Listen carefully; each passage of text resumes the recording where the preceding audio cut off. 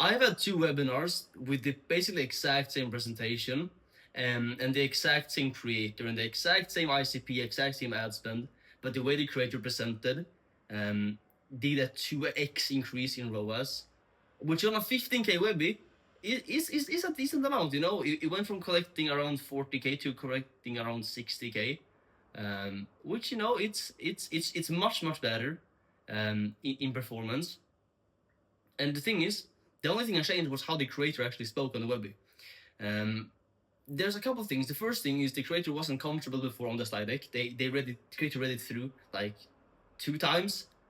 Like we implemented a call with the creator where they actually we sat, me and my business partner, and went over it with them, changed micro words that they wanted to use that they thought would work better in for them to actually present with.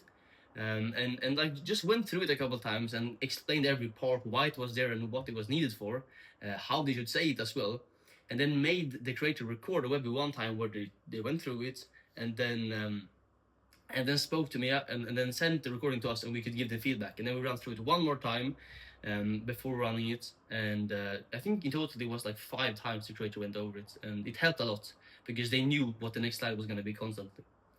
Second thing we did, we made the creator emphasize a lot more on audience interactions, because if you do audience interaction on a Webby, which is really good, that like they are there to make sure people like stay fucking retained, and feel like it's fun as well, because at the end of the day everyone is looking for entertainment, unless it's like a B2B like software company, you know, that are selling to other B2B software companies. So unless it's that, usually webinars are for the more general public, or just like B2C in general. Like it's one-to-many selling basically. Then like if you do all these interactions, and you say something like, yeah, so about this, like how many people actually want to do this, and you have that amount of energy, and instead say, okay, so hey, how many people want to do this? Do you want to have this outcome or this outcome, A or B? Let's see in the chat. Okay, let's see. I see Jordan, that's I think typing A. I like that. Action taker. Okay, I see this A. Okay, I see you guys try to do A. Okay, that level of energy shifts, that like it shows a lot inside of the presentation, and for other people as well watching, like they perceive you as the same kind of the same way they do from your content, instead of that like what you actually are, just like a normal person. If you talk with that amount of confidence, they see you as some higher fucking person, you know, instead of just like normal, just like a regular guy. And that's what you really need to be perceived as for people to actually have the full trust in you. And then third thing is, when we booked calls, we made the creator say out the names of the people that booked the calls. So say, I see Maria's booked, I see Jonathan, I see Jordan, I see Chris, I see Mike, like all of the like mentioned, and then also labeling them as action takers. Like, I see your action takers are booking calls. I fucking like it. Hey. Oh, I see Marilyn booked in 2 hours. Hey, she's ready to go. Holy shit. Yeah, she's gonna get started in 2 hours. Hey, some of you guys are gonna keep doing this for fucking 3 years. And Marilyn is gonna be starting in 2 hours. That's characteristics that I love to see. That's A players right there. Let's fucking go. That really helps a lot. And the second thing as well, or the fourth thing, is being more direct. At the end of the webinar, we always do a Q&A with the creator, and we actually got some people and brought them up on stage with the actual creator and got them to speak. It really increased the amount of engagement in the chat when people like realized that they were gonna speak to the creator.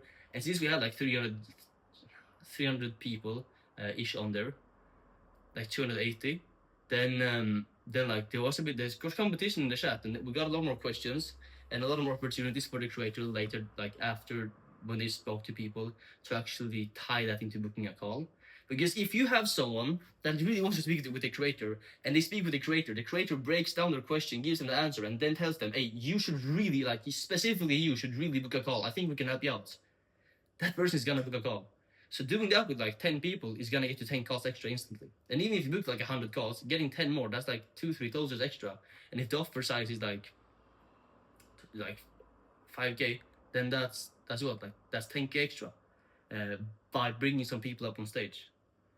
So yeah, I think learning the dynamic is also really important. of how the chat should be. We purposely planned people inside of the chat to have a positive dynamic and kind of lead in the chat with positivity and with engagements. Usually it's a person disguised. And then we also have a person constantly in chat checking for messages that are bad and removing them ASAP. For example, we had a webinar where we were talking about content creation, and then the person said, "Yeah, so how you can make money with your iPhone?" And someone said, "Oh, what if I have a Samsung? Let's just work with a Samsung." We had to remove all those messages because in reality, the creator said to me like, "You can't do this with a Samsung," but we obviously didn't want to tell people that. So we just took away the question from the chat, and we really didn't get an eviction about it ever again. Not even in the end when we just removed the messages. And I've had webinars fuck up because what can happen because of bad chat interactions. Because what can happen sometimes is what happened in my first webinar was one guy in chat was an asshole and everyone hated him. And then when the creator started pitching, he was like, "You see now how this is pitching? He's pitching you." And the creator was the only one who could manage chat because we didn't ask for admin because it was the first time we did it. So the creator was so busy pitching, and what ended up was we had 500 people writing the N-word in the chat. So one guy was like an asshole in the chat, and I saw it from like the early stages of the actual webinar because the guy was going against everything the creator said. And then after when the pitcher was like, "Oh, you guys are getting scammed.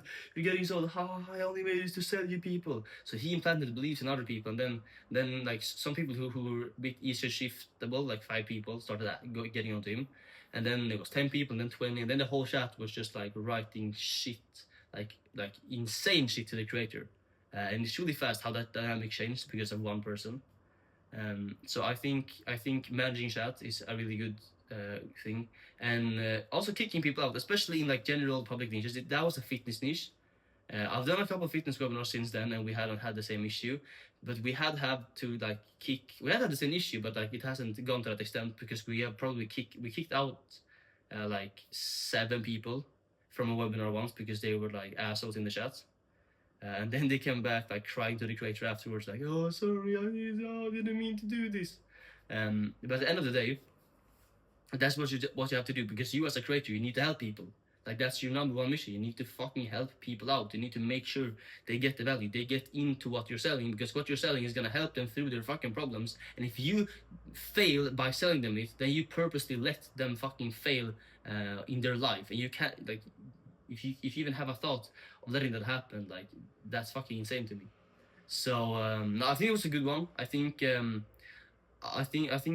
you implement this, if you put this into an SOP and kind of train yourself on it as a creator, I think it will help you a lot when actually presenting on a webinar. If you want me to help you out with this as well, and if you want me to actually build your webinars for you to make sure that all these things are done and you don't have to think about it, then hey, go into the description and book a call with me there.